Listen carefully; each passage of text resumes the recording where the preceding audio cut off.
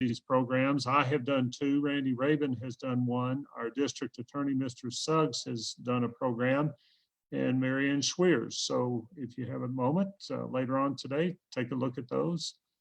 And today, our special guest is Miss Linda Gulley, who is world famous in Alamogordo. She is one of the most successful people I know, an excellent businesswoman, and does a lot in the community, a lot of things that we will never know that she's done to help out our community. So Linda, welcome.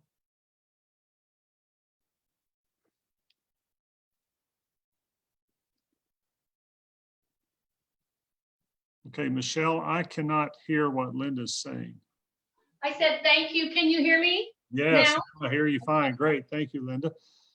So Linda, would you tell us just a little bit about your life, where you grew up, and build up to how you got into business, and then we'll talk about the exact things about business that you want to present today. Absolutely.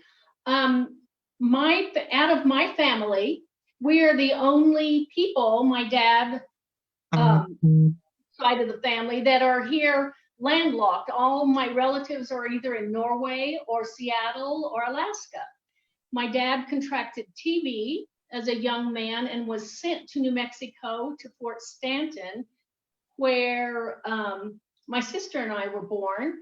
And my mother unfortunately left when we were children, young, and Dad moved down here to Alamogordo for work, and he remarried, luckily for us. And so I was raised here in Alamogordo, went to high school here, and left after college, for some time to go and work. And I know it's hard to believe, but I never did wake at night thinking, I'm going to move back to Alamogordo and my career is going to be insurance. It's just not something that was even on my radar at that point, even though there is a history of insurance people within my family. But when my parents became ill, I moved back home in 1999 and moved my State Farm agency here to Alamogordo. And God was really watching over us because this agency became open at the same month that I needed to move down here. So I was able to come down and spend the last 4 years of my parents' life with them. And I've been fortunate enough to receive so much and also give back to the community. Okay. Linda, would you tell us how and why you got into the insurance business? Well, I actually had been in a medical field, but I had no control over the integrity or what was happening or the direction of things when I was working for other people. So I put a lot of prayerful thought into it because I wanted to have my own business. I wanted to have variety in what I did, and I wanted to be able to give back. And so I went through a myriad of professions trying to determine what would be the best for me. And I was asked to apply at State Farm, an agency, and was lucky enough to get in at a time when they weren't hiring a lot of people, but I was able to get in, and it has just done everything for me that I needed in regard to helping raise up people in my office and to be a part of a vital community like this. So it isn't the insurance in and of itself, it's the ability to make a difficult subject or a dry subject interesting to people who need to know, that can make a huge difference in their lives, and gives me the time as well to provide for my community. So that's it. Linda, tell us some things you learned about business from successes that you've had and from failures that you've had. I would say my biggest success is not comparing myself to others, because there's so many people that are so much brighter and pick up on things, or their math skills are way better. And just learning to be persistent, because I think there's a lot of things to do with IQs, with people who grasp things really quickly, retain information, and have a lot of talents. But my talent is that I don't give up. And if I fell down, it was just another opportunity to get up and go on. And I've had team members often remark, why do you just keep raising the bar? And it's because if I make a mistake, it can either be a millstone to weigh you down or a stepping stone to bring you up. And that is what's been a guide for me to make whatever I've done a success. Okay. Linda, if you could do your career over, if you could start over, what would you do differently? Well, I would probably do the same thing because of what it has afforded me, but I would have tried to find somebody and even taken a loan out to hire somebody to my weakness, to pay more money, because when I started in State Farm, the people they told you to hire were pretty low-level clerical people, and I found that's not true. You need to hire very bright people, people brighter than you are, to help you with your career, and then you can help them with theirs. And that's what I would have done differently. Okay. If you were a young person right now, let's say in your 20s, and you were wanting to start your own business, but maybe you've been afraid to or weren't sure how, what advice would you give that person? I would give that person the advice two ways. One, to determine what is it about any career that would appeal to them. Are they a really techie person? Do they want hands-on with people? Do they not like people? So to find out what those assets are that they have and what they love in life. Once they figured those things out, because obviously I didn't say, oh, insurance is the end all and be all of what I want to know. No, it's the contact with the people that is what appeals to me. Then I would go to experts in that field, the top all over the country, and I would pay to fly anywhere it took to find out who the top in certain fields are that might go with what your things that are gonna, that you'll gravitate to, and find those areas and get their advice. Okay. Tell me how the COVID-19 situation has affected your business and the way you do business. Well, you know, we initially closed just through traffic because we wanted to be very cautious. And we have been able, for a large part, to help people on the phone and calling. And I have given my email to anybody who wants it so I can make sure things happen. I think if things have been affected, it's more like maybe people not getting to be able to register cars through MVD on a rapid basis. So that makes it difficult to do the insurance part. So it's more that other people that are impacted on a greater level then turn around and impact what we're doing. Like if they're not able to get a loan quickly enough for their houses, that type of thing. Okay. Linda, I understand that you have a few formal things to present today. Would you like to start that now? I do, and I thank you, Bob. And here's why I want to give this information. I don't think many of us have parents or people in our lives who instructed us in some real fundamentals of financial wealth and growing it. And there are people that are middle-aged and older that have never heard this kind of stuff. And I can tell you the people that I have been coaching for many years have no issues today. And what I'm going to share with you works in any economy. And if you've been doing what I've said, you have no concerns. And certainly, whether you're starting a business or you're married or getting married, finances have always been a core issue for a lot of people. So I call this, for obvious reasons, if you can see on my board, and I'll make it darker, call this my circle talk. I'm going to go through it fairly quickly. Obviously, when I have a client in front of me, it is elongated because I ask questions and so forth. But I would like you to write down your own answers. And I don't ever charge for going and helping with people. So If somebody wants follow-up, I'm happy to do that. So here, this first two circles that I have here, 97% of the United States fits in this circle. And this here is people who spend. And if there's anything left over, they save.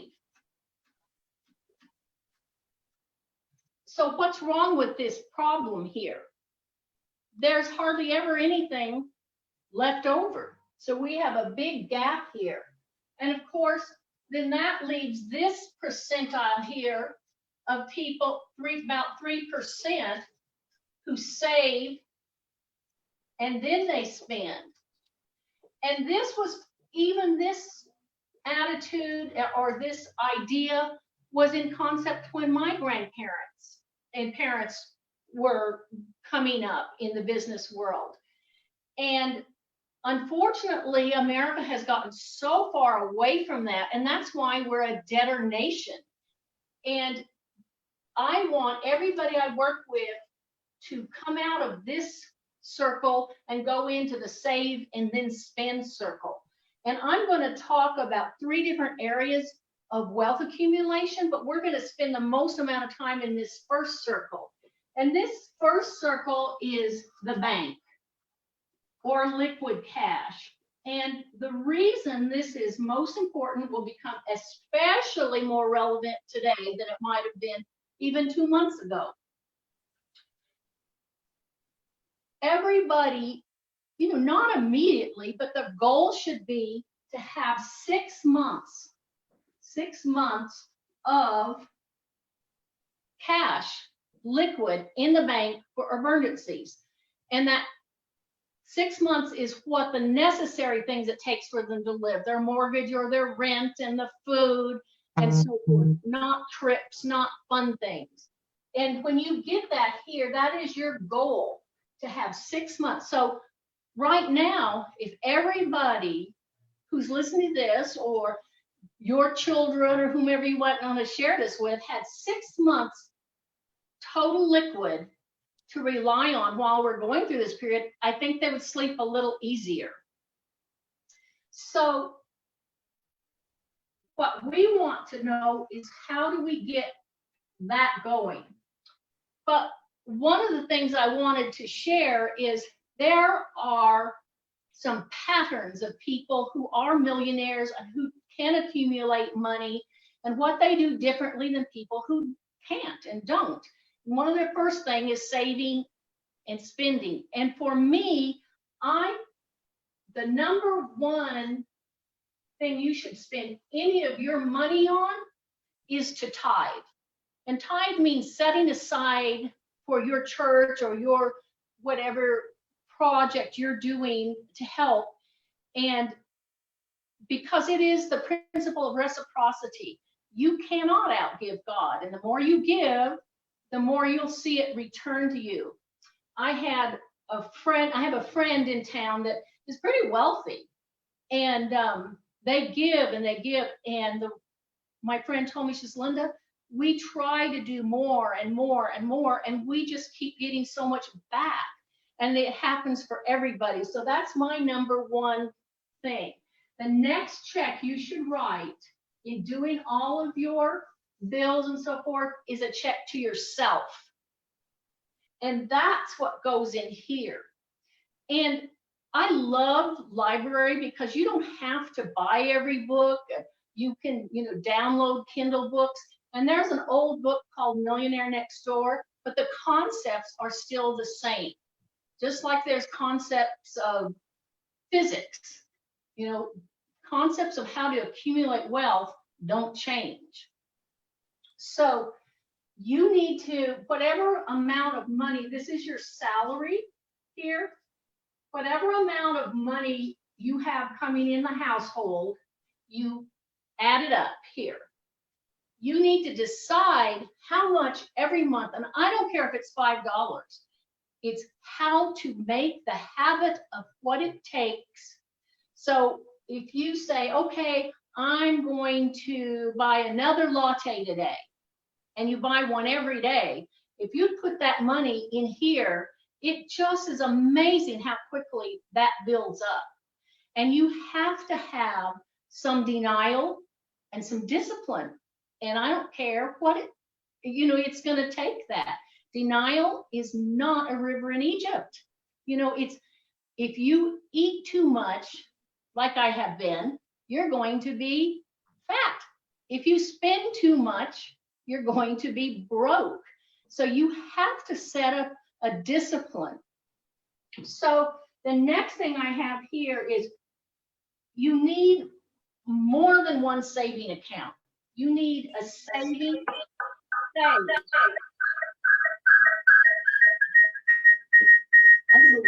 That goes here. Okay, could I ask everybody to put their phones on mute, please?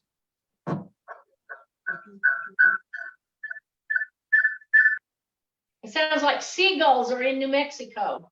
I think we're good now. Thank you. Okay. And then you can have a savings to spend, but that means for a future purchase. Some people, it might be a house.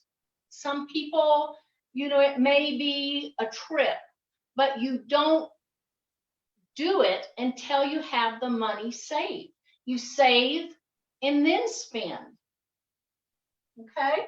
So if you have debt, whatever it's credit cards, car loans, student loans, what you need to do is line those up and determine which one you want to pay. I would pay off the one with the higher interest rate first to get that over with. And when you've paid that off, however much money that is, I would put a third of it to the next bill, and a third into your savings to save, and a third in your savings to spend. And keep doing that, because your number one goal is to be debt free. That is the number one goal. And if you don't understand the debt earnings ratio, it isn't a matter of how much money you make, it's how much you keep out of how much you make. So I know lots of people who make a whole lot less money than maybe a neighbor, but they have much more, and they are sleeping tonight because they don't spend more than they make. And they don't use their credit card to get today what they need to wait for till tomorrow. So you can see why this is so important. And this is your first step that you must start working on, because it's going to make or break how you can fulfill any other investment. I think that if you think about it, what is one of the first things somebody who gets out of high school does? The first thing they think they have to do, buy a car. So they were on a level playing field and didn't have debt. So it didn't take much for them to get even a small job and, start their earning and start doing this. But what do? They get in debt. And by the time they build themselves up out of it, and that car many years later is paid off, what do? They get another car. And so they start, and that's one of the biggest problems in payment areas of people getting cars, and they go in this cycle, and they will spend much more in a lifetime on vehicles than they will accumulate. It's a real big pitfall to watch out for, of what is, because whatever you purchase, is it a want or is it a need? And most people who I think know how to accumulate money, they don't buy new cars. They wait till the people who buy brand new ones and 2 years later have to have a new one. And then the people who accumulate wealth will go get that car that has low mileage and all the bills have been paid off down to it. And so that's what they get. So there's a lot of things that people do that they know they are going to purchase what they need, not just what they want, and be able to say no right now to things and figure out how to save for future. Then what I'm going to do, and I know it might be hard to see, so I'm going to try to draw this. I'm drawing a line between the bank and this other circle here. And this here is insurance. And the reason this is important is because if you don't have your ducks in a row here with your insurance, it could bankrupt everything else you're trying to do. And here's why. You're going to look at your home insurance and your car insurance and your personal insurance. Now, your home insurance, you're not going to take the insurance off of it once you pay the house off, because if it burns down, you've got to have money to pay it back. So that's pretty common sense. Your car, people get really confused about this, and I really want to be clear. Your car is the biggest risk you have of ruining your financial freedom. If you have a wreck that you caused, people have up to 3 years that they can file a lawsuit. Everybody in that car that you've injured can file a lawsuit, and they can put a lien on everything you own for 14 years. So even if you say, well, you know, I'm an airman, I'm just starting out, I really don't have anything to protect. Well, do you have future assets? You're not going to make today what you're going to make 15, 14 years from now. So having proper insurance so that if you cause an accident, that it's coming out of your insurance company's pocket and not yours is vital. It's just vital. And then as far as life insurance is concerned, there's so much controversy that people give. In my opinion, it's the only way. There's two kinds. It's term, like renting a house, whole life, like owning one. The one you're owning is going to build up cash reserves that you can use in the future. The rent is just like that. You will, as long as you keep paying for it, you'll have it in force. But if you quit paying, it'll go away. It depends on what your needs are and what your goals are. I had a gentleman who was laid off at his job come to me for help, and he had a little whole life policy he'd paid on since he was a young man. I was able to pay off all his debt out of there. So he had no debt going into a forced retirement. And it was such a relief, and he hadn't saved anything else. So there's all kinds of people, all kinds of needs. There's not one thing that fits everybody. So lastly here, this is investments. And I'm going to show you just really quickly. There's about 4, of course, this is simplifying it, but there's about 4 wings of investments. Over here, this is land or property. Now, your home that you live in is not an investment, it's a debt. It costs you to live in it, costs you to keep it up.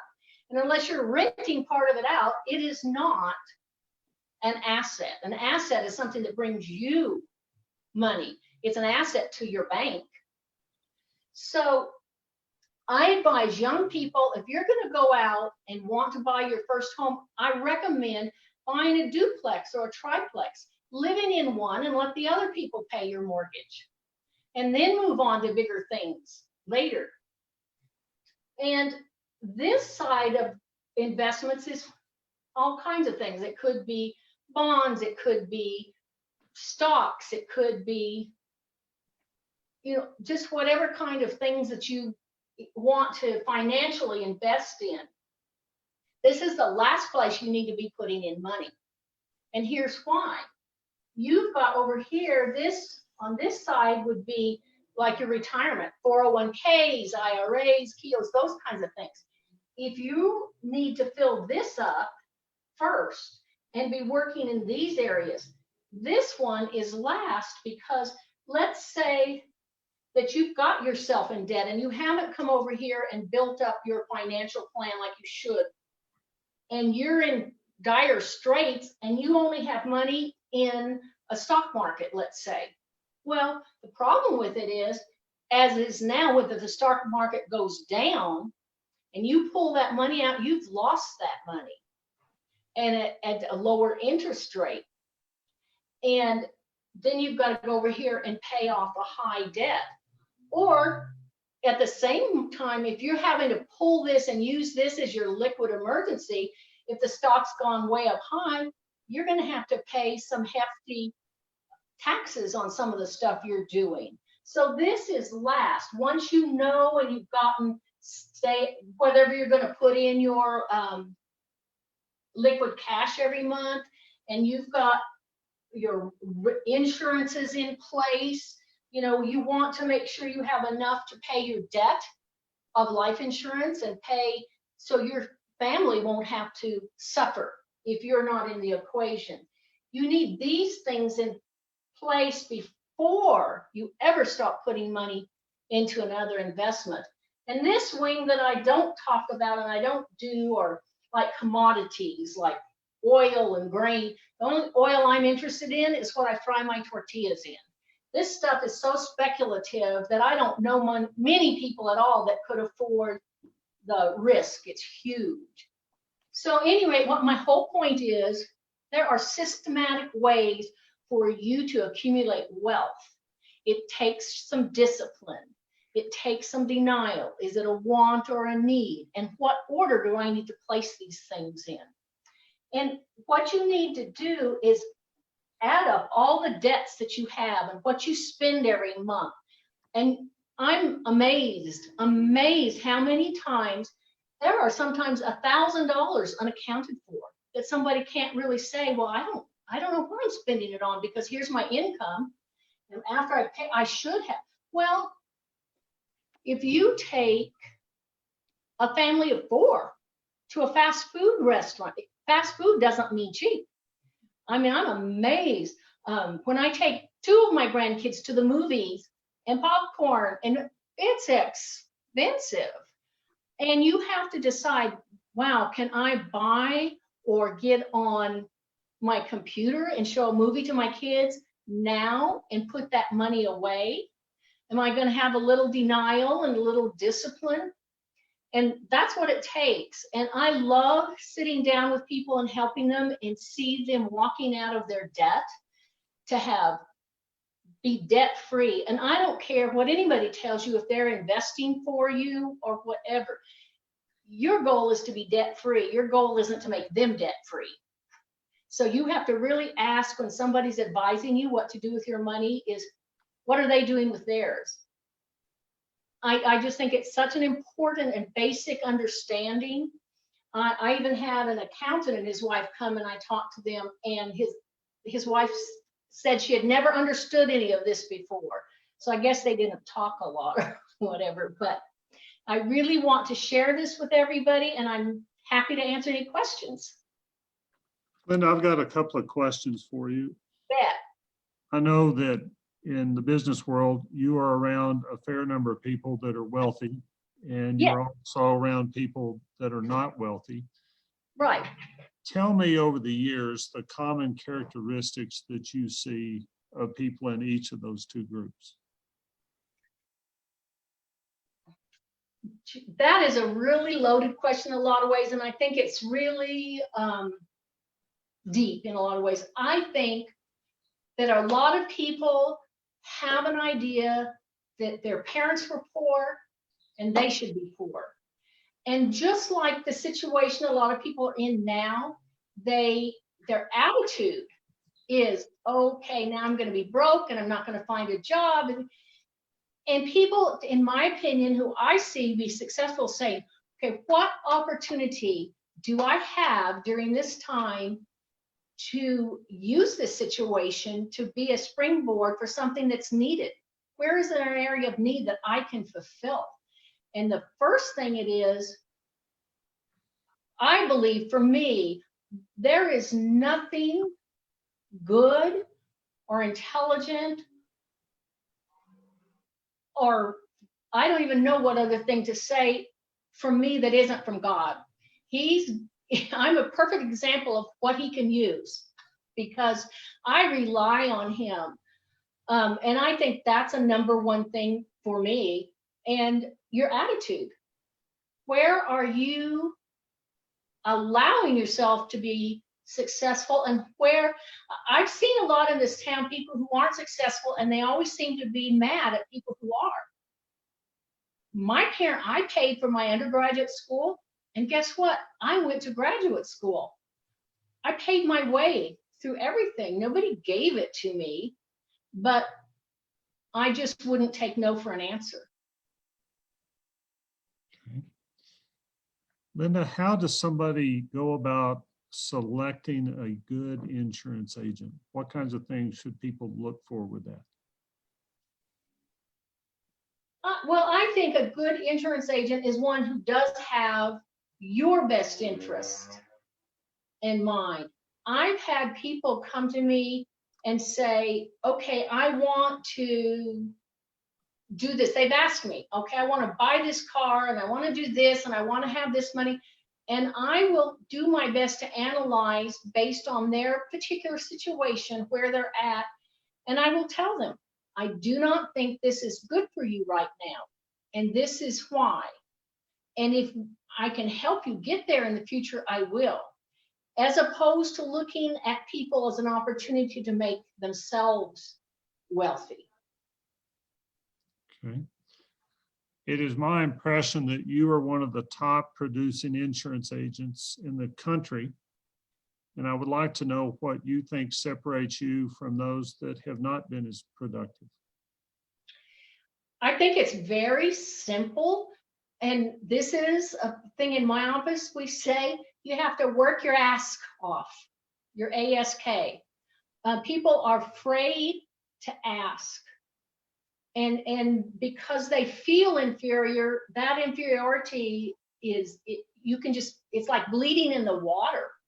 And I know that my company is superior to many companies. And I know that my team that I have here is so smart and they're wonderful and they love our clients. I'm so blessed to have the wonderful people that allow me to serve them. And I think it comes down to how much work you're willing to do, how much you're willing to sacrifice. I have an opportunity. Anybody who wants to could come here, and there's an 18-month program that I will train them in, and they can have an agency after that. But trying to find somebody who's willing to sacrifice and be trained, very difficult. When people want what they want what I've got after 33 years. They don't want even to wait 18 months. And you know, some of them can't. You know, they've got a family and they put themselves in a situation where they have to have a certain amount of income coming in at a higher level that they're put themselves in. And I understand that. But the opportunities are out there.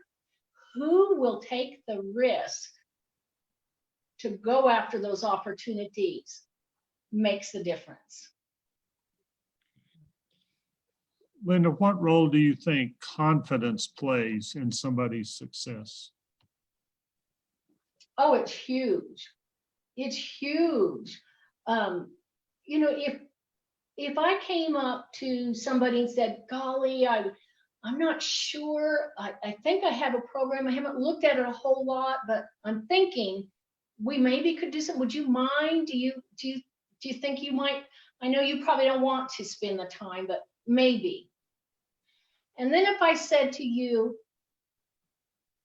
like Brittany's in front of me, I would say, Brittany, you are so bright, and I have had the pleasure of working with her and seeing her in action. And I know that she's going to be a successful person, even more than she is now. I would like to sit down with you and look at your financial record or your insurances. And I am glad to help you see where there might be gaps or holes or what's going to help bring you to a higher level. What time would you like to put down that I can spend with you? Which one would you like to talk to? Brittany said yes. Brittany says yes, she's coming in. Brittany's coming in at 4 o'clock today, right? Yes. All right, I've got a couple more questions, but I wanted to let the people know that are watching this live that if you want to text a question for Linda to me, my number is 430-0548. That's 430-0548. Or you can go on the chat function of the Zoom program and send a question that way if you would like. Linda, what do you think the future of the economy is going to be? Well, I think it can be great. I think that we've got some people that are super, super bright, available in America. And I think if we manufacture things here, and if we are able to allow people to get back to work, if we get out of our own way and have good attitudes, and I think America can be better than it ever has. I don't think it's going to be the same, but I don't think that's bad. I think God has allowed us a break. Let's take what's more important? And I don't think it's important to have millions of dollars and a family that hates you. I would rather have a very modest income and a beautiful family that respects you and respects one another and loves and builds one another up.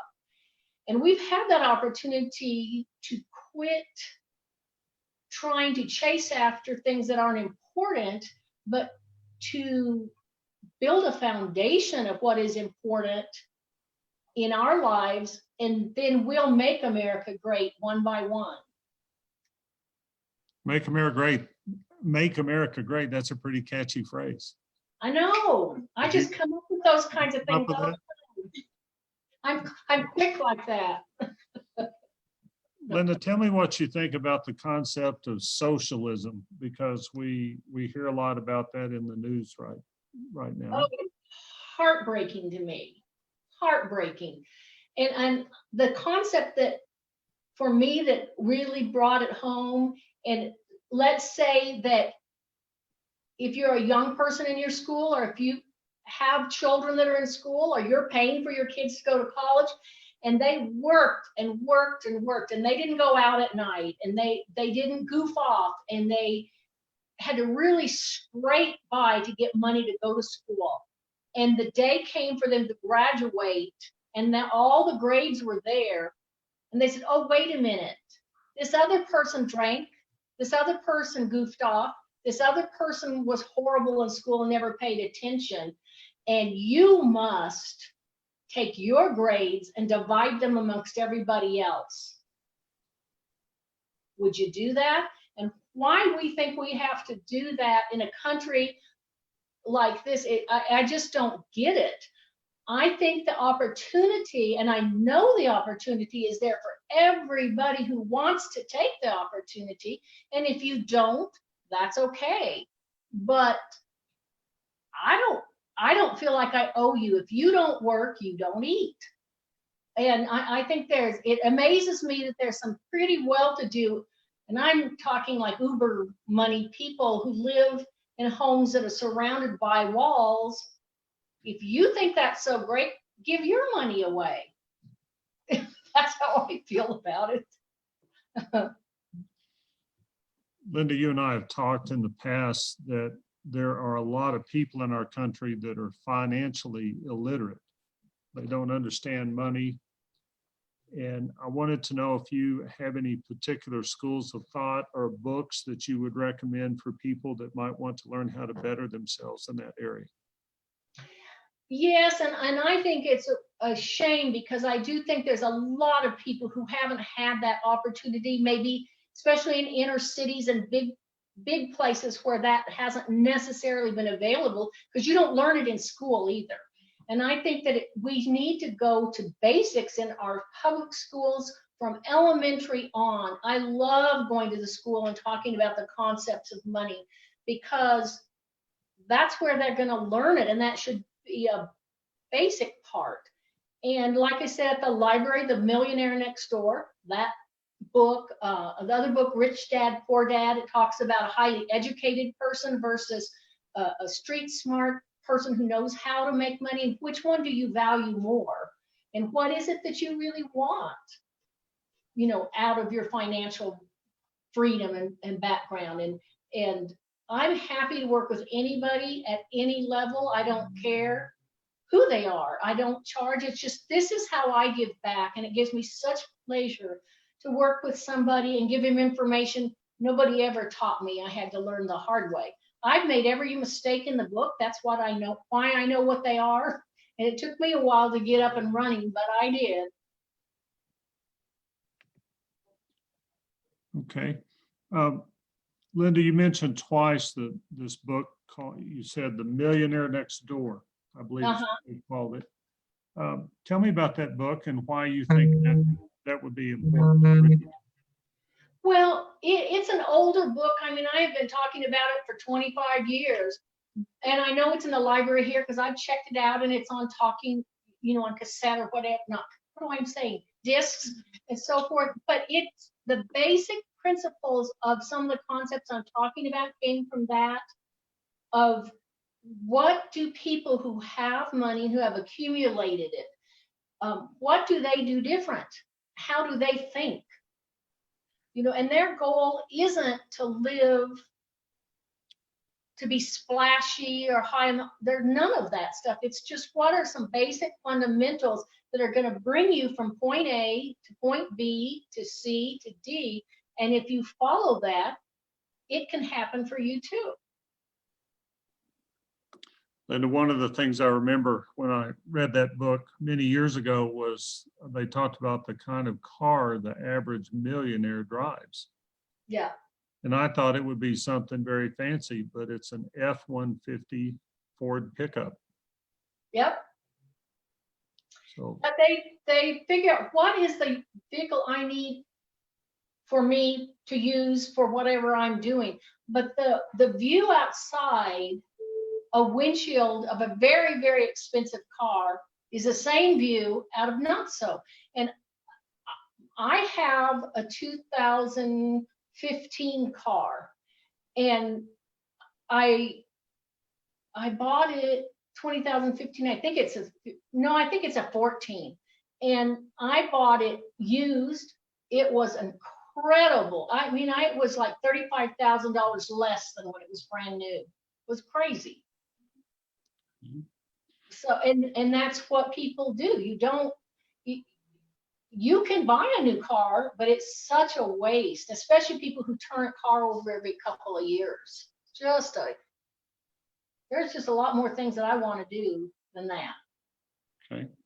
Linda, here's a question from one of the viewers. It says, what should you do if you are losing money in your current investments? When should you regroup and look at your investments? Well, you need to be looking at it, consistently, but this is what people do when they get panicked and they take their money out when the market's down. It's the worst time, because then all the risks and all the losses, you've made it real, because you haven't had a loss until it's on paper.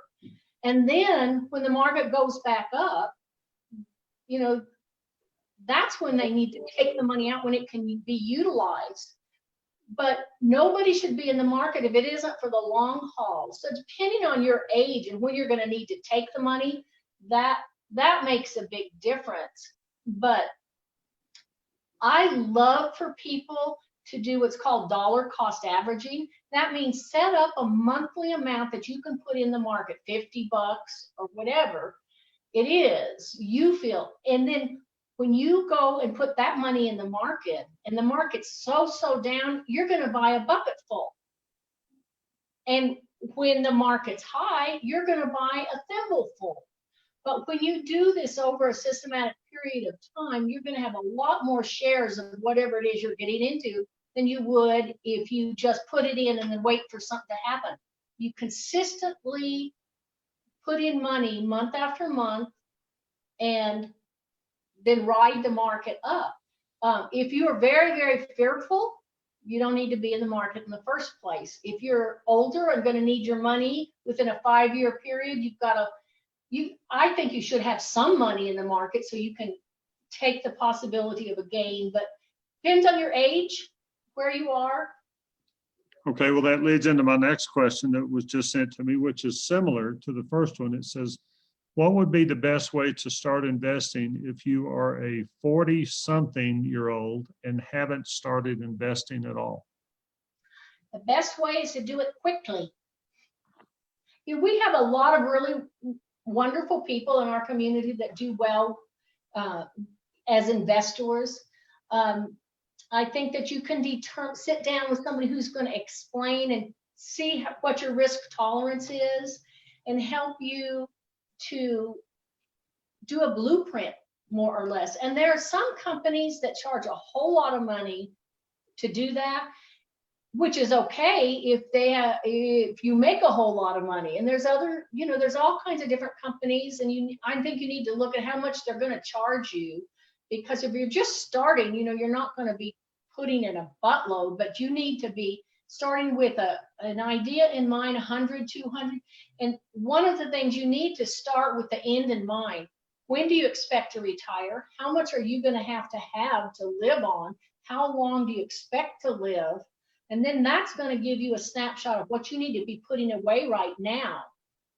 And so you'll know what you need, because you're not going to put $50 a month away and have $1 million in 20 years.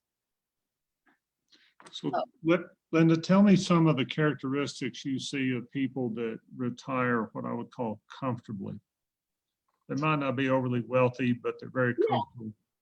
I think it's people who don't divorce readily, because that's hugely expensive when you're paying for other 2 families of children and so on. So that's a huge expense that really gouges into people's money. And the main thing is, it's people who are consistently putting away money, who do not go into debt.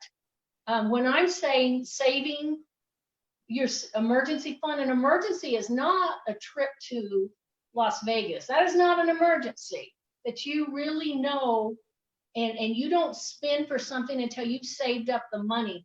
My parents were really frugal with their money. Neither one of them had really good jobs where they were paid a lot, but each of them worked at least 1 to 2 extra jobs. And we went on vacation every year. And when we had lovely furniture, each item that my parents wanted, they would say, this is our goal. And they wouldn't purchase anything until the money was there. And they had denial and discipline. And that's what it takes. Okay, Linda, do you write down your goals? Oh, yeah, I absolutely do. And there was a study many years ago at Stanford where they had 3 groups of people. One who didn't write down anything, one who wrote them down and put them in a drawer and never looked at them again, and the third group that wrote them and followed them. And of course, this was a longitudinal study. It was done over many years of following these people. And all of those groups did better, because also they did a group that did absolutely nothing. And they compared that was the first group. And exponentially, each group did exponentially better than the other ones. People who obviously wrote them down and followed were the best, wrote them down and put them away second, thought of them and wrote them down but didn't even put them away or anything. And then the ones who never did anything. It makes an enormous difference. If you don't have a goal, you'll probably reach it quickly. So you're telling me that you think if you write down your goals, that you have a better chance of being successful in life? Right, because let's say a person feels like they need to have $5,000 a month when they retire, and all their bills are paid off, and that's what they want. How do you know how to even start doing what you're doing? Do you expect to just wake up one day and you're there? That's like just starting down the road and you want to go to Maine, but you don't even know what direction Maine is in. You got to find your map. And I know you've had a lot of employees over the years. I'd like to know 3 bad attitudes that you've noticed from employees that have kept them from being successful in life. I think when you have an employee that puts themselves before being a servant leader in helping your client, that's never a behavior that's rewarded. And you see that in Alamogordo, where you have maybe leaders and people, all kinds of people, but when they put themselves over everybody else, it never works out. I think the second attitude is that makes them non-successful is if they're judgmental. You know, we have all kinds of clients. I have very humble clients that live very modestly, and they are just as precious to me as people who, you know, have more wealth. And that's the second thing, is being judgmental and not having an attitude of, you know, love and regard for a person just because they're a human being. And if they have one policy with me, there's just as important if they have 20 policies. And I think the third one is thinking that they should be rewarded for sitting in their desk, that they don't understand you're going to be successful in so far as what you're trying to accomplish for your employer and yourself. So if you get up every day thinking, what extra can I do? How can I make this office and my fellow workers and my boss successful? And how can I make myself successful? That's the person I want to hire. Okay. Linda, how do you try to add value to your own employees? Well, everybody comes with baggage. We all have it. I don't care who it is. And I don't want to know about my employees' personal life at all per se, but I want to know, what do they want to accomplish? What is their goals? What do they want to have their own agency? What do they aspire to? What makes them happy to come in every day? And then so that's my biggest thing, to work with that person. And if they have a desire to learn, I want to make that opportunity available to them. And it's very exciting to me to see them grow and blossom and become confident in who they are and be able to be the best they can be for our clients. Very exciting. And I always want to be appreciative and not taking them for granted, because I'm no better. My office is not only as good as those folks that are there supporting the whole office. Okay. Well, Linda, we're going to wrap this up. I appreciate your time. Do you have any final words of wisdom for us? No, other than to kind of sum everything up, is if you want to be successful, you can be, and it's up to you. It's not anybody else's job to do that for you. You have to figure out, I want what out of life? How do I get that? Who can I talk to that's going to help me? How do I make a map? And the journey starts with the first step. And you will have setbacks. Are those setbacks a stepping stone that you learn from? Or are they a millstone that you're going to use for an excuse? Those are questions you have to ask yourself. Okay. Linda, thank you for your time. We're so fortunate to have you and Jim, your husband, in our community. And I know that you both do things every day to make Alamogordo and the Alamogordo area a lot better. And I congratulate you on your success, and all of your hard work has paid off. So thank you once again. Thank you. And thank my sweet husband. I couldn't do it without him. He's so adorable. Thank you. All right. All right. Thank you, everybody, for watching. Reminder that we have another program day after tomorrow on Thursday. And I hope you'll join us. It will be Laurel Fisher, and she will be giving a formal presentation for everybody. So we look forward to seeing you. Thanks.